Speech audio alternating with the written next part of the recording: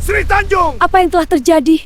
Pengorbanan yang agung, namanya akan abadi. Kisah ini akan dikenang. Legenda Sri Tanjung asal-usul Banyuwangi. Pada zaman dahulu, di wilayah yang kini dikenal sebagai Banyuwangi, Jawa Timur, hiduplah seorang perempuan cantik jelita bernama Sri Tanjung. Kecantikannya bukan hanya terpancar dari wajahnya, tetapi juga dari kelembutan hati dan kesetiaannya kepada sang suami, Raden Sidapaksa, seorang satria gagah berani yang setia mengabdi kepada raja. Rumah tangga Sri Tanjung dan Raden Sidapaksa hidup tentram dan bahagia. Namun, kebahagiaan itu mengundang iri dan nafsu jahat dari Raja Sulakrama, penguasa wilayah tersebut. Sang raja terpikat oleh kecantikan Sri Tanjung. Ia berusaha merayu, tetapi Sri Tanjung menolak dengan tegas karena kesetiaannya hanya untuk suaminya. Penolakan itu membuat Raja Sulakrama murka. Ia menyusun tipu daya licik. Ketika Raden Sidapaksa ditugaskan pergi jauh oleh sang raja, Sulakrama memanggil Sri Tanjung ke istana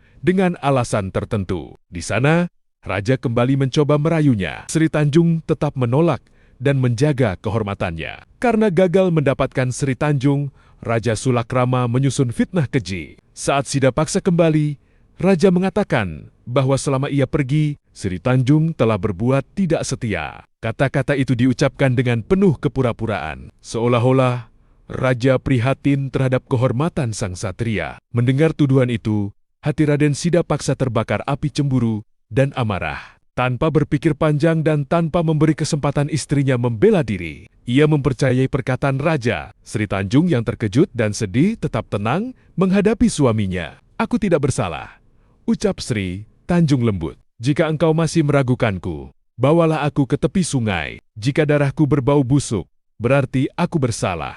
Tetapi jika darahku harum, ketahuilah bahwa aku suci." Hati Sidapaksa yang diliputi kemarahan tak mampu lagi berpikir jernih. Ia membawa Sri Tanjung ke tepi sungai yang mengalir tenang. Angin berembus lirih, seakan menjadi saksi duka yang akan terjadi. Dengan tangan gemetar namun hati yang keras, Raden Sidapaksa menghunus senjatanya. Sri Tanjung menatap suaminya dengan tatapan penuh cinta dan keikhlasan. Tidak ada dendam, tidak ada kebencian, hanya kepasrahan. Sesaat kemudian, tubuh Sri Tanjung terkulai. Darahnya mengalir dan menyentuh air sungai. Tiba-tiba, keajaiban terjadi. Dari air yang tercampur darah itu, tercium aroma harum semerbak memenuhi udara. Wangi itu menyebar luas, lembut dan menenangkan. Raden Sidapaksa tertegun. Ia mencium harum yang tak biasa. Hatinya langsung tersayat oleh penyesalan yang dalam. Ia menyadari bahwa istrinya benar-benar tidak bersalah. Fitnah telah membutakan matanya dan amarah telah menguasai akalnya. Dengan suara parau dan penuh tangis,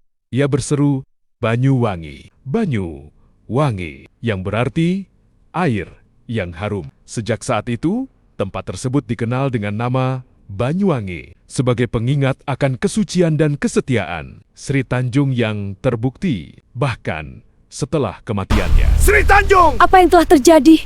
Pengorbanan yang agung, namanya akan abadi. Kisah ini akan dikenang. Legenda ini diwariskan turun-temurun sebagai pelajaran bahwa fitnah dapat menghancurkan, kecemburuan dapat menyesatkan, dan penyesalan selalu datang terlambat. Namun, nama Sri Tanjung tetap harum sepanjang masa seharum air yang menjadi saksi kesuciannya. Sri Tanjung! Apa yang telah terjadi? Pengorbanan yang agung, namanya akan abadi. Kisah ini akan dikenang.